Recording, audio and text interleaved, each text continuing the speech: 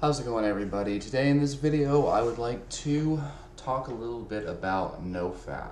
Okay, so a lot of people have a very challenging time refraining from relapsing. Okay, when the urges kick in, it's just way too easy for most people to give in, and I totally understand. Okay, NoFap is a challenge for the vast majority of people, and I'm pretty confident when I say that a lot of people on YouTube who claim that they just kind of cut porn out cold turkey, I'm pretty sure that these people actually had a lot more of a challenge than they admit. Okay, and if it actually was super easy for them, chances are they had a very busy lifestyle that was probably distracting them from pornography, okay? Because essentially that is key for preventing relapse. So, what are some reasons why you should avoid relapsing at all costs? What are we even looking for when it comes to this NoFap thing? Okay, well, check this out. How much time does pornography rob you of every single day? Okay. I know too many people, and I was one of them for years, ever since I began. It consumed large chunks of my life, okay? It was a big time waster. Even if you spend only an hour a day, even if it's only 3 times a week, it makes no sense to waste any part of your life watching videos of other people having sex. It makes no sense. Beyond that, it robs your brain of dopamine, and what starts as 3 times a week can easily become 4, 5, or 6 times a week. It adds nothing to your life. It kind of just takes from you, just like all addictions. But most people, they spend way too much time on porn, way too much time on Facebook, way too much time watching mindless nonsense. It's not going to actually improve their life. So it's a big time waster, and if you can remember that, remember, oh shit, if I start relapsing right now, the binging is going to eat away at the time I have to do more productive things. And that pain is a good motivation that can help influence you, along with other reasons, that can help influence you to stop yourself before you do it. So there's a couple of other reasons why you want to avoid relapsing. The other thing is the fact that pornography steals creative energy. It ruins your motivation. It causes erectile dysfunction. And when you stop masturbating, you stop ejaculating so frequently, and you stop viewing other people, even if you have a girlfriend and you have sex with her, you can actually make her orgasm, and then you purposely don't orgasm. That can actually be a very positive thing, because then you're having sex to help her, and you're basically training your body and training your brain to let sex mean something other than getting off. Okay, you're training yourself to not care about getting off. Okay, and I've had the best sex of my entire life during a period of NoFap where I held my ejaculation most of the time. I'd have great sex, and it would last out like an hour, and I would get the girl off at least once, but usually twice or multiple times, and I would stop before I got too pumped up. I would stop before I ever ejaculated. And the only reason I was able to last an hour and be so good and give her so many orgasms is because I trained myself to not ejaculate.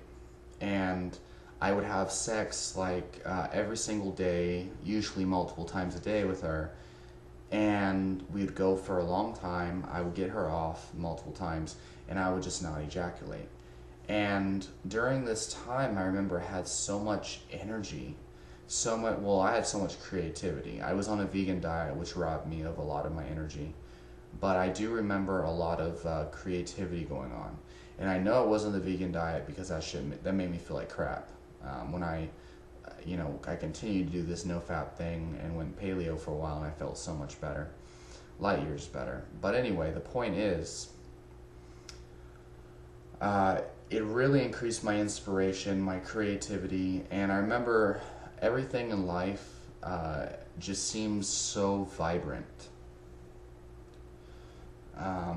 It's interesting. It's like whenever you ejaculate, it's almost like your appreciation, your creativity, and all this stuff goes along with your ejaculation. Your semen is almost like creative, inspirational energy. It's almost like focus, and whenever you waste it, it's like you're blurting out focus and motivation every time you ejaculate. It's very important to learn this, okay? Because this is going to help you refrain from ejaculating for long periods of time. And what usually happens, from what I notice, is after a month or two, you feel real good, you love life, and you feel just so good that you just feel like ejaculating or something. It's just so excited, so pumped up, and pornography is exciting to you. It's much more stimulating when you haven't watched it in a long time. So the rush is so much harder to control. It's just so much more exciting. It's easier to control because you've developed the habit for so long. So then you begin to relapse, and then if you actually go through with it and you orgasm, then all of a sudden you realize how shitty it makes you feel, and you realize that for a long time you're feeling great as long as you didn't ejaculate, and now you relapse, and it's like a dark cloud with rain comes over your head, and it's like you've been robbed of energy. It's really interesting. Now, of course, you have a lot of just pornography addicts and pornography, people who just can't stop their addiction. They try to tell you dumb things like, oh, that's guilt, just if you let go of the guilt, then pornography doesn't hurt you as bad. But that's their own justification, because they think that they can just ejaculate all the damn time.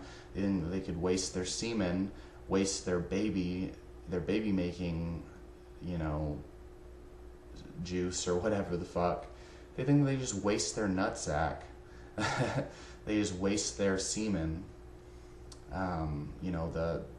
The fluid that gives life, that creates life, that literally is life, the fluid that you were created from. They think that they could just waste that every single day, and there's no repercussions to that. It doesn't really make a whole lot of sense. Especially considering, any fluid really of the body, when you let it go, especially in excess, it causes side effects over time. You let go of too much blood, you'll die pretty fast. You run out of saliva, it'll cause digestive problems. Like people who chew gum all the time, they end up having acid reflux and GERD and nausea because they've wasted their saliva on gum, because they're chewing gum all fucking day. Their body thinks it's digesting food, and they end up with horrible digestive issues because they're wasting their saliva. If you sweat excessively, you'll run into problems, and you'll have to replace that sweat with salt water and minerals and glucose. Same thing goes for semen. You waste semen, you're going to run into problems, and semen's much harder to regenerate than all these other fluids. Well, other than blood, of course. Blood and semen are very hard to regenerate. And, once again, people who are addicted and they're hopeless, they're going to think like, oh, that doesn't make any sense. Semen is different. You're comparing blood to semen. What an idiot, blah, blah, blah. But the fact of the matter is, that's a justification.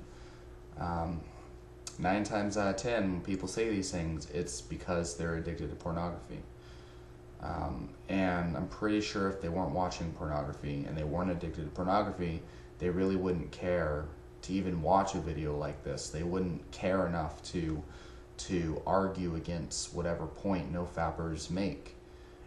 If you're not addicted to porn, you're not going to care about whether pornography is good or bad.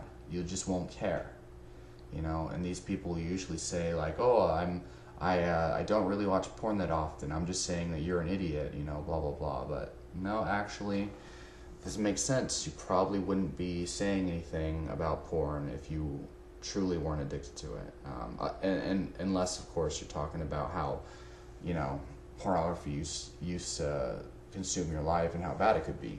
And if you've never been addicted to porn before, then you don't really know what it's like, and you don't know how dangerous it is. So you really shouldn't be talking about it in the first place. But anyway, you know, there's a lot of people out there that keep relapsing, and they feel hopeless, they feel depressed, maybe they feel suicidal, they feel worthless, they think that they can't do anything in life, and blah blah blah. But you don't have to go crazy like that. It shouldn't hurt your self-esteem.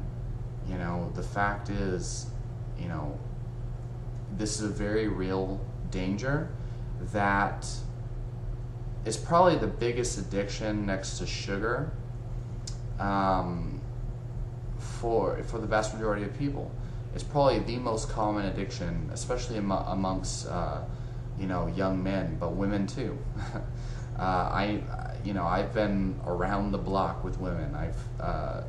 I've been with, I guess I could say, you know, I've had fucking sex with a lot of women, okay? Anywhere from 40 to 60, 70 women in my life. And that's not bragging. I actually don't feel like that's very much compared to a lot of people that I know or I know of.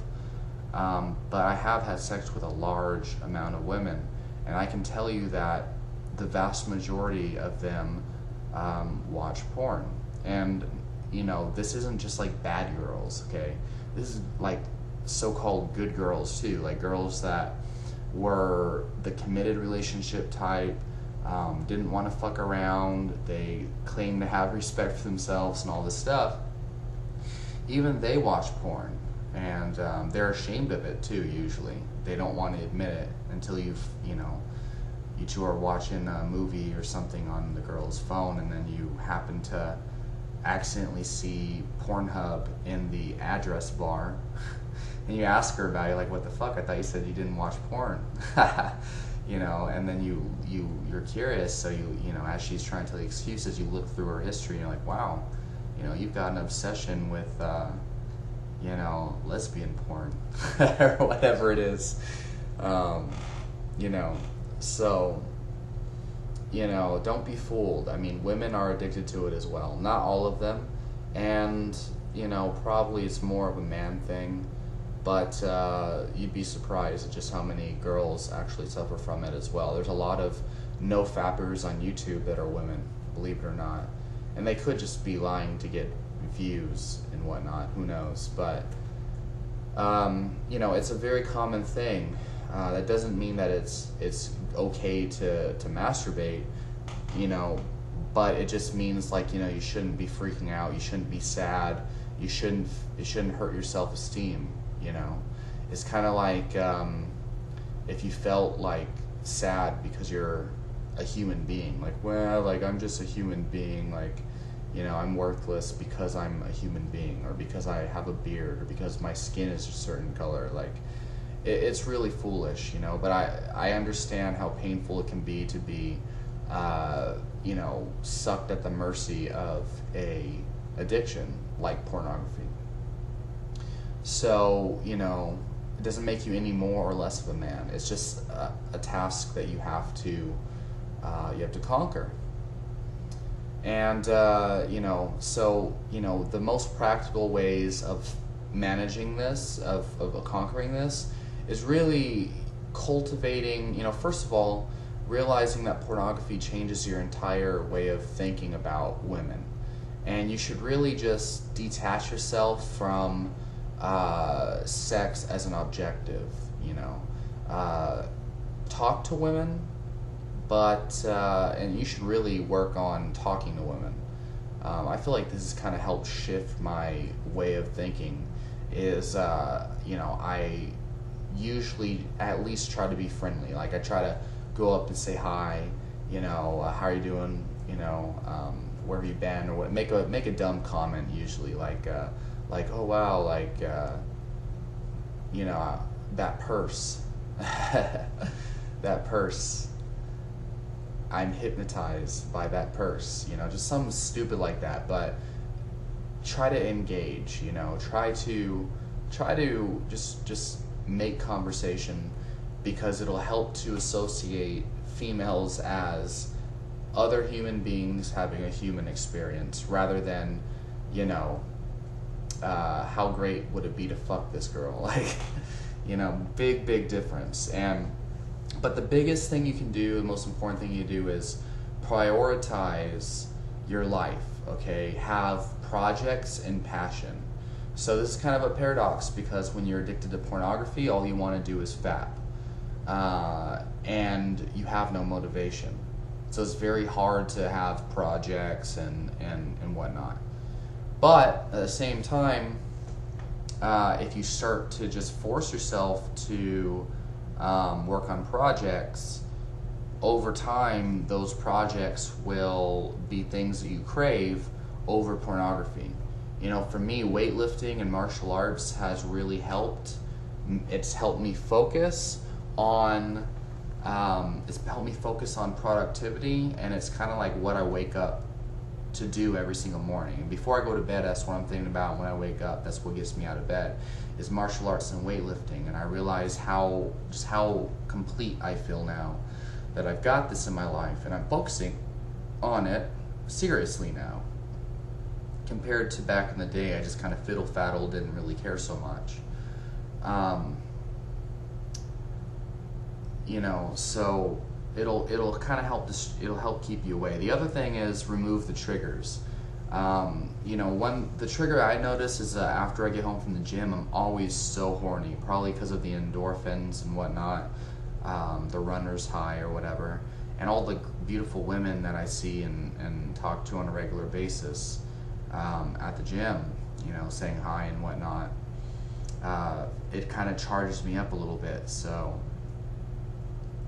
I guess when I get home, you know, usually I'll be on my phone while I'm eating, and then like I'll just want to kind of binge on internet, like YouTube videos and this and that. I usually start as fight videos or nutrition research and stuff like that, but then I'll get these random like images in my head of like hot women or something, and then next thing you know, that can lead to pornography.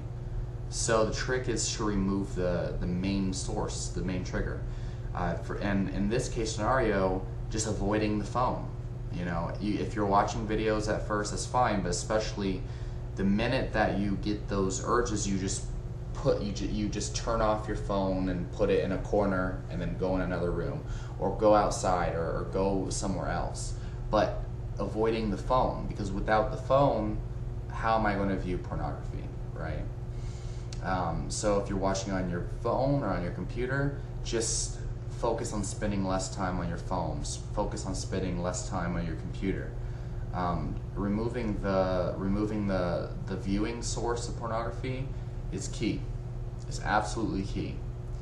And if you can do that, it makes it so much easier to conquer it. You know, another thing is spending more time with friends or living with a girl or something. That can help. And all you got to do is avoid the source while they're gone. And then when they're around you, you can watch videos and shit like that. So, I mean, there's a lot of things that you can do. Also, I found that Panax ginseng seems to help restore dopamine, it seems. And ashwagandha seems to have a lot of side effects, but I noticed when I was taking ashwagandha for 2 weeks, it completely removed my desire to ejaculate. Now, it didn't remove my desire to watch porn, but it did remove my desire to ejaculate. And that was cool, but then I started to have weird side effects after a while. At first, it helped me sleep, but then eventually it started to give me insomnia. But anyway, you know, eat healthy, stay hydrated, have a good exercise routine, focus on your passions, and avoid those triggers. Remove them from your scope of focus. And I'll talk to you soon. Leave your questions, comments down below. Let me know what's going on with you guys. Yes.